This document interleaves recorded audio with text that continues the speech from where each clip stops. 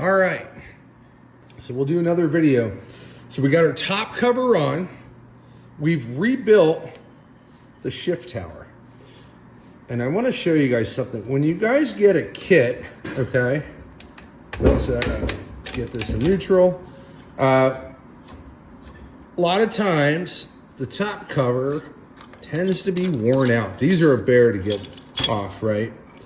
But I want to show you something. Sometimes that you're going to find is the groove that's in these top covers are worn out. This is another, I guess you can say, a part of like mechanical timing, because we want the shift cane to fit nice right into the grooves on the tower. So you want to inspect that. The other thing is, you guys know that there's a plate that's underneath. Here's the nice thing is, a lot of them are worn, right? And when this moves back and forth or up and down, you're gonna have timing issues and it's gonna feel sloppy.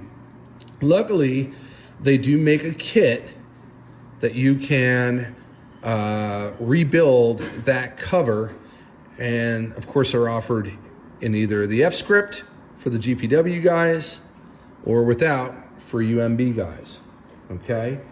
But here's something to think about too, is a lot of times when you get a kit, and this is nice that it's being offered now, and we do this with our rebuilds, you get a zinc plated spring, okay?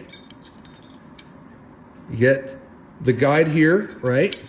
And you get the new top, okay? And that brings everything back up to snuff. Very straightforward to do. On the original ones, if you're using your original shift cane, we want to polish all this stuff out, and we also want to take notice. A lot of times you're going to find some wear on the sides here, okay? If you have wear on it, well, that's going to affect your shifting, right? You're not going to have too much of an engagement in the second or third or first reverse. So we want to be real cognitive of any wear that's in there. We also want to a lot of times you're going to find pitting over here. It's not a big deal if you have a little bit of pitting. However, we do want to check the inside of this, right, on your top cover, and make sure that everything is smooth, okay? And you can lubricate this a little bit with a little bit of oil, and then take it from there when you're going to go ahead and do your rebuilding. But it's always kind of advisable to rebuild the top cover if the parts are there to be rebuilt. Clean this all up really nice. The main thing is that we don't have any rust or debris in here that could fall into the case. So anytime you're working on something that's 80 plus years old, you're gonna find 80 plus year old grit and grime that really needs to be cleaned, okay? So once you go ahead and you rebuild your top cover, the next thing that we want to do before we start getting into anything else is we want to bench test it. How does neutral feel? Okay, neutral in this, okay, is nice and smooth, and we feel some resistance. A lot of times you get a little bit of play when the shifter cane and the plate is worn out on the grooves. A lot of times you get some back and forth motion in here, and it just feels sloppy. So when it's all nice and rebuilt, now granted, we're kind of blessed to have some new parts here, we can then shift it. A lot of times when you go to bench test it, it's gonna be a little tight. Sometimes you may feel that first doesn't go in. It's not a big deal, but what we wanna do is we gotta spin the input shaft, because first and reverse, right? Those are spur cut gears. If they're hitting like this, it's not gonna go into first. So we just wanna rotate a little bit, get the gears in place. Next thing we're gonna do is we're gonna hit reverse. We're gonna see how that feels, right? So I can't go into first, but if I turn the input shaft, she goes in, okay? So don't be alarmed. So what we're gonna do is we're gonna go back and forth. We have our gear on the back, right?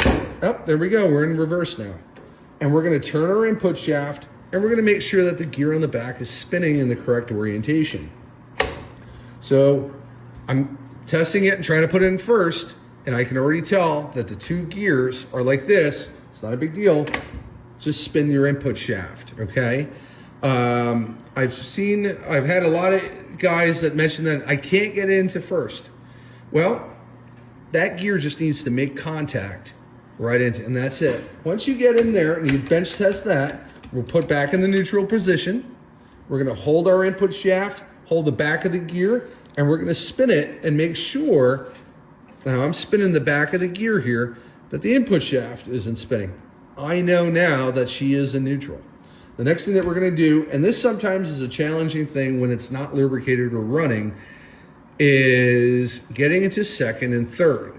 We gotta line up, essentially what we have to do while we're on the bench is we have to line up the collar with the chevrons of the blocking ring, and then the collar, once that's lined up with the blocking rings, now has to be lined up with the chevrons, which are little teeth on second gear or your input shaft, and that collar needs to slide all the way back.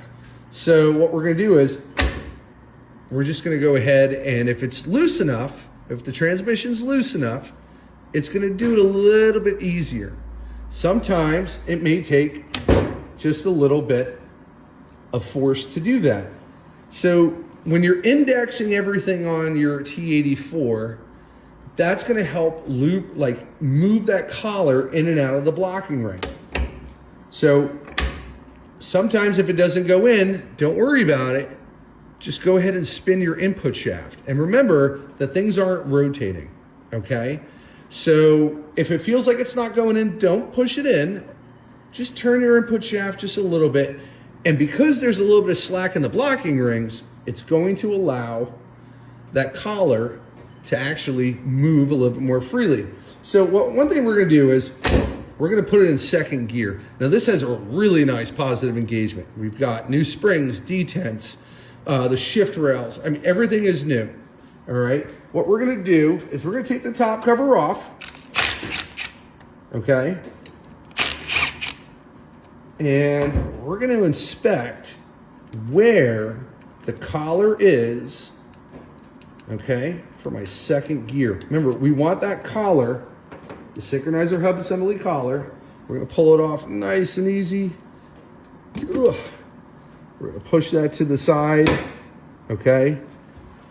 And what we're gonna do is we're gonna take our shift plate off, and we wanna look at second gear. And we wanna see where's that collar, right? That's the synchronizer collar, which is this guy right down here. We wanna see where we're at. And remember what I was saying, we also wanna make sure that the nubs on those dogs are underneath the collar. If they're underneath the collar, then we know that that dog is not gonna flip up, okay? We're also looking at the blocking ring. If you look at the blocking ring, you're gonna notice that that blocking ring, okay, let's go ahead and grab this. It should be rather free. And it is. And we need to have a little bit of movement, and that's for oil, okay? When this is too tight up against the input shaft, well, you're gonna wear things down. And how does this get too tight? When we add too many shims to the back, okay? So we're looking at where the collar is in relationship to second gear, where's the dogs, we're looking at the blocking ring. We need some movement here, right? And we wanna make sure, if we know that the blocking ring is secured in there, it'll only move a little bit. So what we'll do again, okay, is we're gonna go and we're gonna take our shift fork. Now keep in mind, we wanna make sure if there's a new shift fork, let's use it, or shift plate, because that dictates how far this rail is going to move. So what we're gonna do, we're in second gear. We're gonna line it up right in second gear, right in that groove, okay? We're gonna put our bolts on again. So let's put that back on. Everything's go by hand, right? We want to make sure everything is nice by hand. Just very lightly. And the next thing that we're going to do is we're going to go right into third gear. All right, next thing. Let's go ahead and check our work. And you may have to do this a number of times. And what we're looking is for commonality, right? We're looking for where that synchronizer collar is and where we expect everything to be when we start shifting.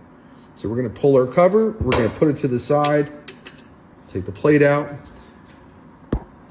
and we're going to start double checking where we're at. So remember, the shift fork, okay, stops at the case. If the case is worn, well, I've seen guys put shims here. I really don't recommend it because I don't like things kind of floating. But we're going to look at those dogs again. Make sure that those nubs are underneath the synchronizer collar, right, which they are, and that's what pushes that down. The next thing that we're going to do is we're going to take our blocking ring and we're going to move it back and forth, right? And we know that we're good. We know that we need a little bit of play for oil clearance, okay? And we know that that is good to go. The other thing we're going to look at is we're just going to see where everything lines up back here, and we're going to spin everything. And though she may feel, this one feels a little tight, and that's because we used the cork on the front, but that will loosen up as time goes. And we're just double checking everything in the case to make sure, and you're gonna see that blocking ring. See how that blocking ring kind of moves different at a slower speed? What it does is when you're shifting and it can't go in a second, remember this collar has to slide over, okay? And when it slides over, the reason we have that movement is because the chevrons, you need to have a little bit of wiggle room to kind of line up here, and everything is smooth sailing straight through. When you're having a hard time shifting, when you're bench testing it, the collar comes up, and see how you have kind of an angle to them? And there's an angle on your collar. It should go while you're moving. It'll line that up, boop, and it'll make contact. So that's what you're looking for when you're doing some bench testing, and we're just seeing for feel, okay? And we're double checking everything. We're gonna make sure everything's nice and tight, everything is nice and snug, and once you get to that point, then you're off to the next step, which is, disconnect your transfer case. I actually have a dummy one that I use. This is a World War II, it's a brown and lip one. And we'll start, what we're gonna do next is we're gonna put our cap on, okay? Now here's the thing with the cap. A lot of times you're gonna see a retainer that holds that cap in place, right? We've all seen it, holds that cap in place. You can use that. However, what you can do is kind of rough up the edge here. Use your 640 retaining compound, right? Just a little bit. And you can put your cap on. One thing to make sure, the shift rail, okay? There's a groove in this case. If that groove has debris on it, it's gonna push this guy out through hydraulic pressure. So we'll go ahead and put this cap on. We're gonna put a little bit of 640 retaining compound, which is gonna seal it and secure it in place. And we're gonna take the case off. We're gonna put the bearing that we're going to use on the back of the case, secure it in place. We're gonna put the case back on, and we're gonna bench test it and make sure that we have the same results as we do now. And if we do, then we're ready to ship this back to Ron so he can go ahead and drive it.